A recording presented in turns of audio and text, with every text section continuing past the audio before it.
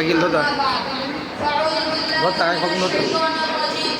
بسم الله الرحمن الرحيم وقاتلوهم حتى لا تكون فتنة ويكون الدين لله صدق الله العظيم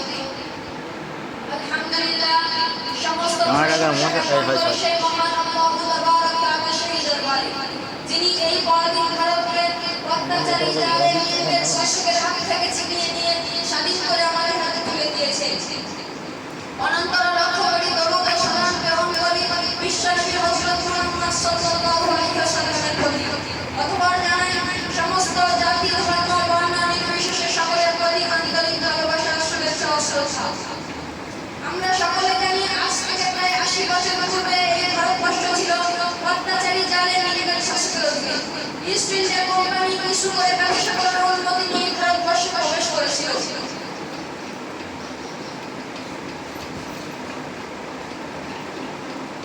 কিন্তু তাদের উদ্দেশ্য ছিল ব্যবসা করা নয় বরং তাদের উদ্দেশ্য ছিল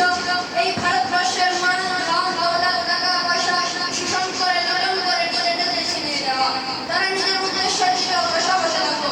এবং 1601 খ্রিস্টাব্দে তারা এই ভারতবর্ষে প্রবেশ করেছিলেন সেই সময় ভারতবর্ষের সরকার ছিলেন বাদশাহ জাহাঙ্গীর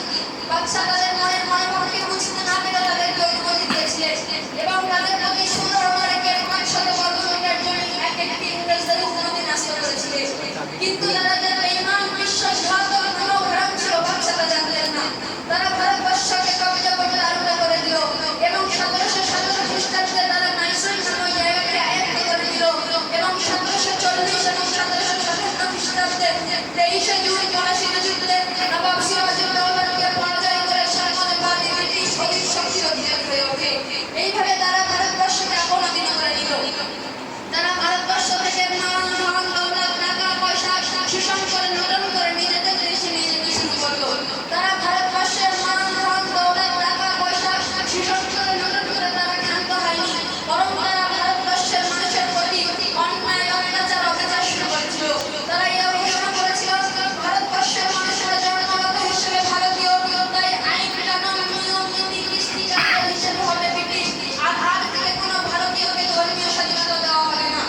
সেই চ্যালেঞ্জের মোকাবিলা করতে বিশ্ববিখ্যাত পণ্ডিত শাহ আব্দুল আজিজ শাহ ওলি রহমাতুল্লাহ আলাইহির পুত্র শাহ আব্দুল আজিজ দেহলভী রহমাতুল্লাহ আলাইহি জিহাদের ফতোয়া উচ্চ কণ্ঠে ঘোষণা করে দিলেন সাম্রাজ্যবাদী ব্রিটিশ উক্ত ফতোয়াকে বাজেয়াপ্ত করলেন তখন শাহ আব্দুল আজিজ দেহলভী রহমাতুল্লাহ আলাইহি প্রকাশ্যে ঘোষণা করলেন আমরা পরাজিত হলাম পরাধীনতার বিরুদ্ধে স্বাধীনতার উদ্দেশ্যে আমাদেরকে জেহাদ করা নৈতিক এবং ধর্মনৈতিক কর্তব্য এবং তখন থেকে শুরু হয়ে গেল সাম্রাজ্যবাদী ব্রিটিশের বিরুদ্ধে জেহাদ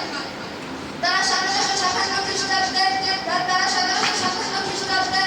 ভারতের বিখ্যাত পণ্ডিত হাজী আহমদুল্লাহ মুহাজ্জিরি কুতুবী রহমাতুল্লাহ আলাইহির নেতৃত্বে মাওলানা কাসিম নানতুবি রহমাতুল্লাহ আলাইহি হযরত মাওলানা রশিদ আহমদ গাঙ্গুহি রহমাতুল্লাহ আলাইহি হাফেজ জামিল রহমাতুল্লাহ আলাইহি প্রমুখ মুসলমান শাহির ময়দানে সাম্রাজ্যবাদী ব্রিটিশের বিরুদ্ধে জেহাদ করে তাদের হইতে অস্ত্র শস্ত্র সরবরাহ ছিনিয়ে নিয়েছিল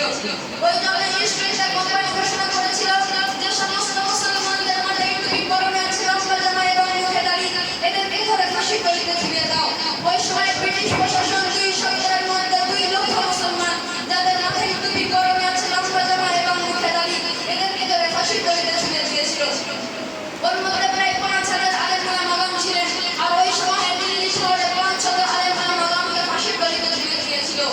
এই সমস্ত নিপীড়ন উৎপীড়ন অন্যায় অত্যাচার অবিচারকে সামনে রেখে ভারতের বিখ্যাত পণ্ডিত হযরত মাওলানা ফজলে হক খায়বাবাদী দিল্লি জামে মসজিদে 300 আলেম ওলামাকে সঙ্গে নিয়ে স্বাধীনতা সংগ্রামের উদ্দেশ্যে জিহাদের ফতোয়া উচ্চ কণ্ঠে ঘোষণা করে দিলেন এবং একাধিক পুস্তক লিখেছিলেন যে সমস্ত পুস্তক তিনি সাম্রাজ্যবাদী ব্রিটিশ বাজেয়াপ্ত করলেন এবং তাকে ধরে সেলুলার জেলে কারাদণ্ডে দণ্ডিত করা হলো এবং তাকে শাস্তি স্বরূপ ভারতবর্ষের নানা নর্দমা পরিষ্কার করতে হয় এই দুইটা খারাপ করার না পাওয়ার কারণে লেখকের বাদশাহ খায়বাবাদী জেলের মানকায় বসে কাপড়ের ওপরে কাঠ কয়লা দিয়ে আরবি ভাষায় সাম্রাজ্যবাদী ব্রিটিশের বিরুদ্ধে এবং ভারত বিপ্লব বিষয়ে আসওয়ারাতুল হিন্দ নামক এক কিতাব লিখেছিলেন এবং সেই জেল থেকে মুক্ত নিয়ে এলাকার একটি লোকের মাধ্যমে নিজ পুত্রের কাছে পাঠালেন এবং তার পুত্র সেটিকে অনুবাদ করে জনগণের সমস্যা প্রকাশ করলেন এবং তিনি সেলুলার জেলে বরণ করলেন এবং তেমন সামাজিক সেখানে বিষয়গুলো সাম্যবাদী ব্রিটিশ স্বাধীনতা যুদ্ধ সঠিক প্রয়োগ করেই চলেছে। ওই জন্য তারা চিন্তা করলো যে আমাদের প্রশাসন ক্ষমতা বজায় রাখার জন্য আমাদেরকে সর্বপ্রথমে ভারতবর্ষ থেকে আলেমালামা সমাজকে দ্বিগুণ করতে হবে। এই জন্য তারা 1864 খ্রিস্টাব্দ থেকে নিয়ে 1869 খ্রিস্টাব্দ পর্যন্ত 14,000 আলেমালামাকে ফাঁসির দড়িতে ঝুলানো হয়েছিল। মিস্টার ক্যাম্পবেল তার জীবনীতে বর্ণনা করেছেন দিল্লি চাঁদনি চক থেকে নিয়ে ফাইবার পর্যন্ত একটি সড়ক চলে গিয়েছে, তার দুপাশে